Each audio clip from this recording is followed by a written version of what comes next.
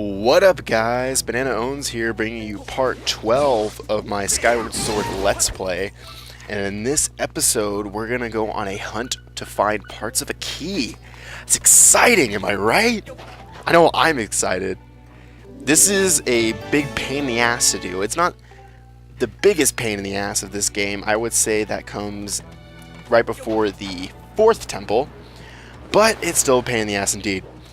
So I'm going to be exploring this area a little bit, as you can see here, while I'm getting these keys. I'm probably going to get lost. You know what? I do get lost. And I can tell you, I record these voiceovers after I kind of play the game. But I'm going to get lost, and you guys can all laugh at me and make fun of me, like I hope you do. I would make fun of you if you were playing this and got lost. So be like me, guys. Be terrible to each other. Anyway, let me just get this goddess cube right here, and we're going to be on our merry way of finding the rest of the keys. I remember the first time I played through this game, this part took me like 2 hours because I had no fucking idea what I was doing. Not like I still do, but anyway, I do marginally better this attempt. At least because I kind of know where all of them are now. Except for I'm going to get lost right before I find the last piece of the key. But I digress. I'm a bit better than I was before. Yeah, guys.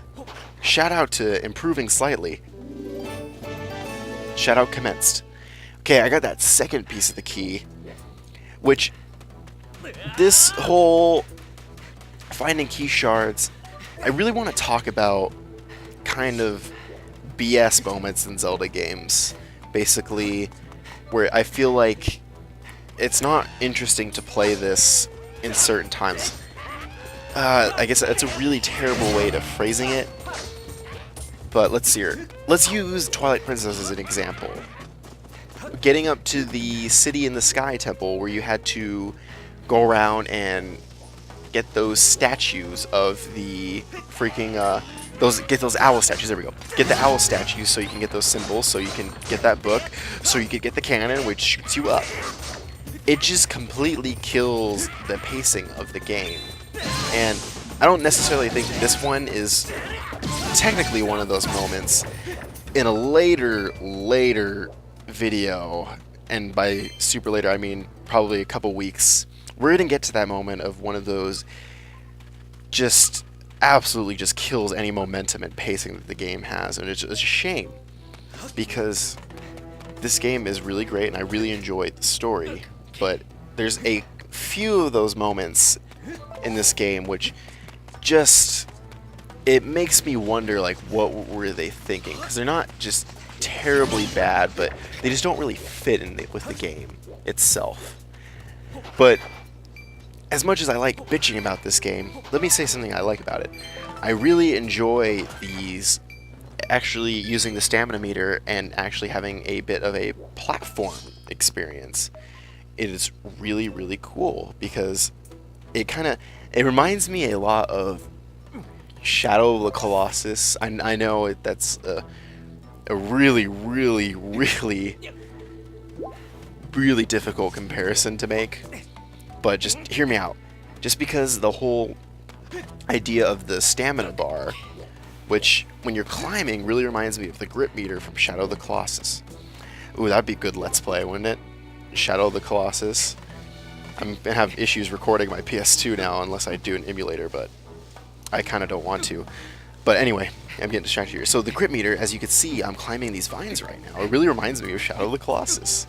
And I guess that's maybe what they're going for with using the stamina meter when you're gripping. I'm not entirely sure, but it really gives a sense of urgency when you're climbing, and I really enjoy that. I really enjoy platforming games, especially so. It just really fits for someone like me. Oh man, okay, I'm gonna get on to a tangent about Shadow of the Colossus right now. I fucking love that game. I bought that game as a PlayStation 2 greatest hits, and I would think, I was like 11 or something, and I had no idea what to expect from that game. I just bought it because the cover looked cool. See, that's what childhood is like, is you buy things because they look cool. And it's not always going to lead to some great purchases. And okay, I am getting so distracted here. So, I bought Shadow of the Colossus as a greatest hits game. I didn't know what to expect of it. So, I pick it up, put it in my PlayStation, and realize that, okay, there's a lot of wandering and there's like nothing on the map. Okay, so what the fuck is this? So I follow the game's instructions where it tells you to use your sword, and I reached the first Colossus. Holy shit, that was fucking awesome. As like a 10-year-old, this giant fucking monster just bursts out of the ground, and he is just towering above you, and this is the first boss of the game.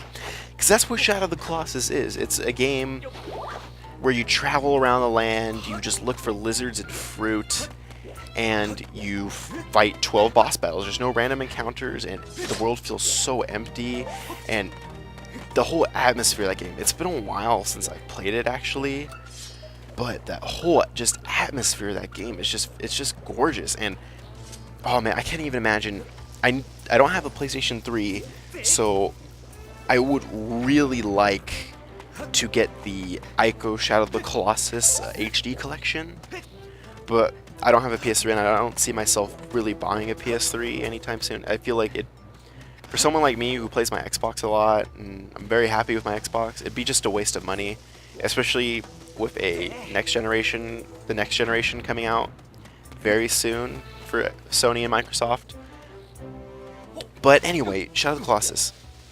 Just, god damn, that was a good game. I remember watching a gameplay video of this guy. I can't even remember, where it was just like a trick montage, a stunt montage, where he would use the Colossus and just do these amazing jumps. Like the third Colossus of that game has this giant sword, which you have to get it to hit a stone circle on the ground, which will break its collar, which you can let it climb up. So all these games are like, so all these bosses, before I get on to talk about the stunt montage, all these bosses in this game are like big puzzles at the same time as you're fighting these giant lumbering beasts, but you have to figure out like the correct method to get on them, and it's a puzzle game at the same time, where it's just like a super action game.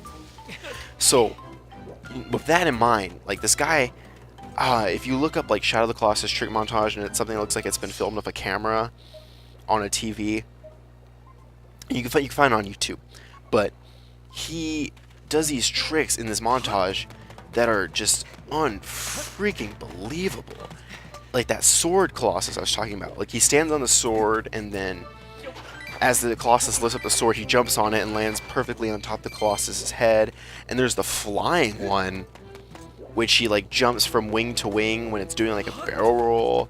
And there's like the last Colossus, which he just does some amazing things. Especially that last Colossus that you fight is very near and dear to like my childhood, because there was this tutorial for like the speedrun the Colossus, where you had to do it like in a very specific way. You had to do like this perfect timing jumps and jump and wait, and I remember just attempting that over and over again when I was 11, and I finally got it down, and it was just so freaking amazing, and I felt so empowered after watching this speedrun video, because that game doesn't have a lot of substance to it, but you get a surprising amount of replayability, especially with the time trials, and just searching the landscape around just to get your grit meter higher, finding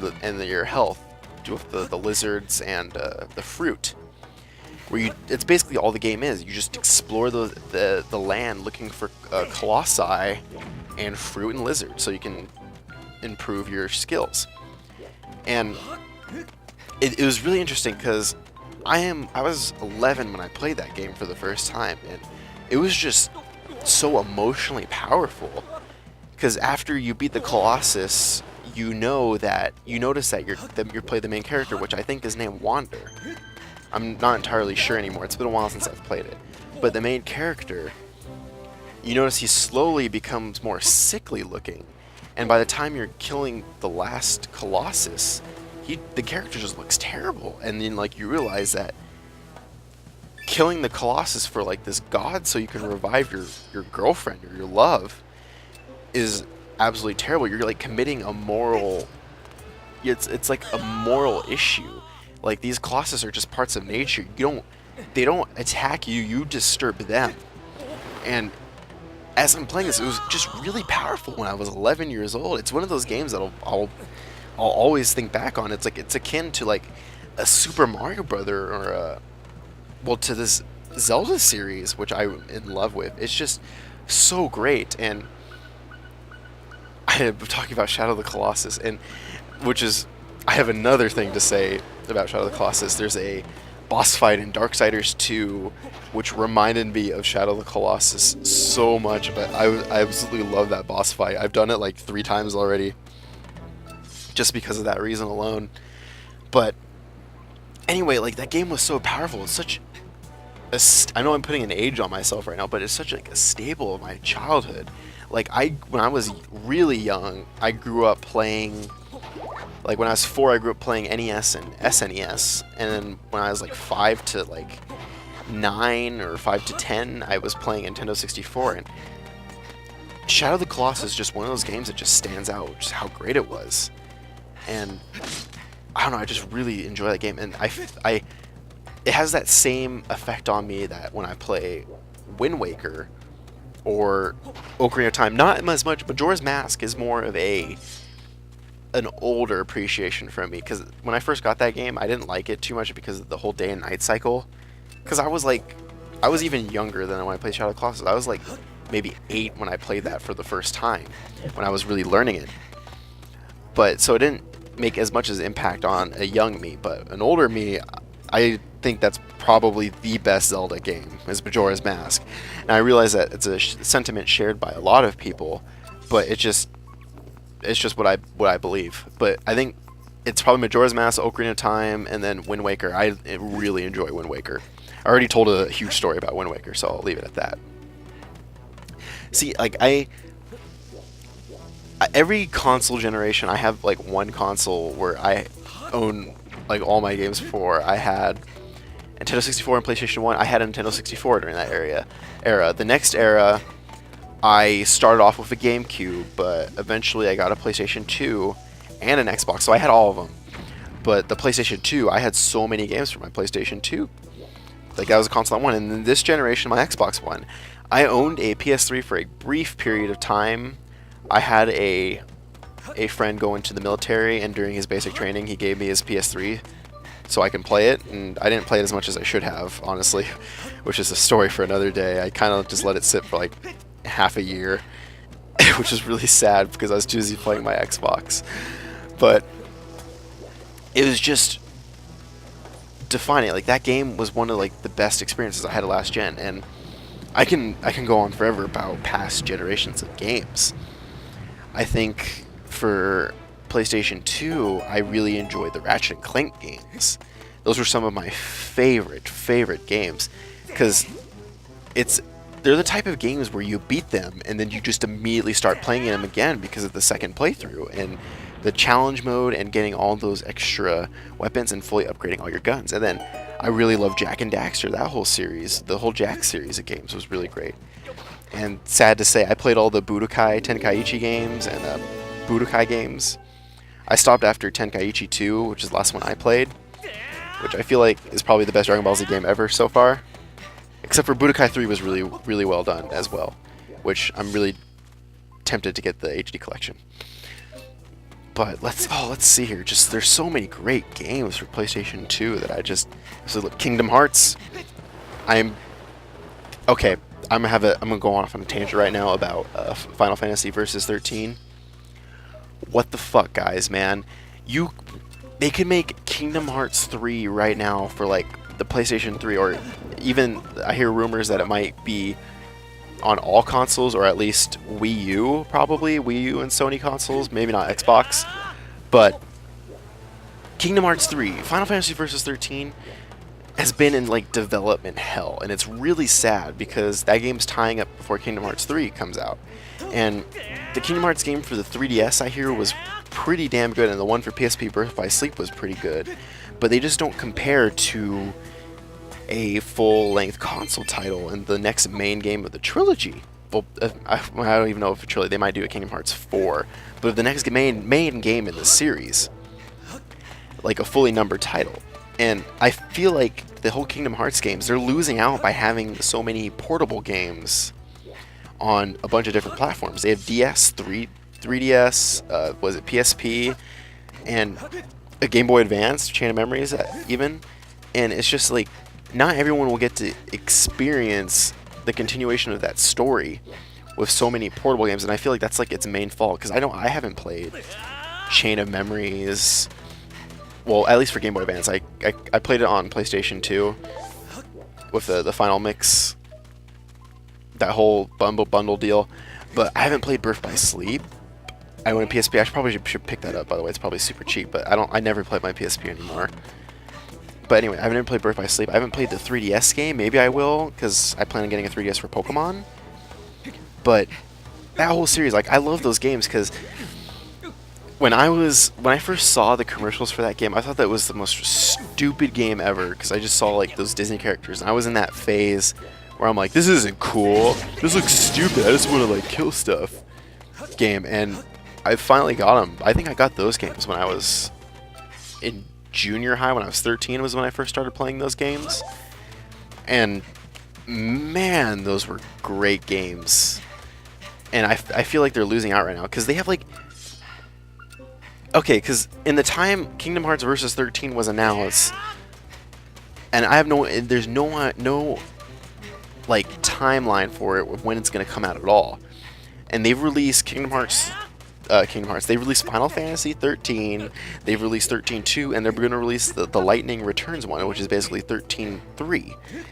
And that's utterly ridiculous that this game is still in development. I don't want to see a Final Fantasy game become like a Duke Nukem Forever-esque game. It's really sad, and it's really, especially in this case where the part of the studio that's working on Versus 13 is also responsible for the main Kingdom Hearts games.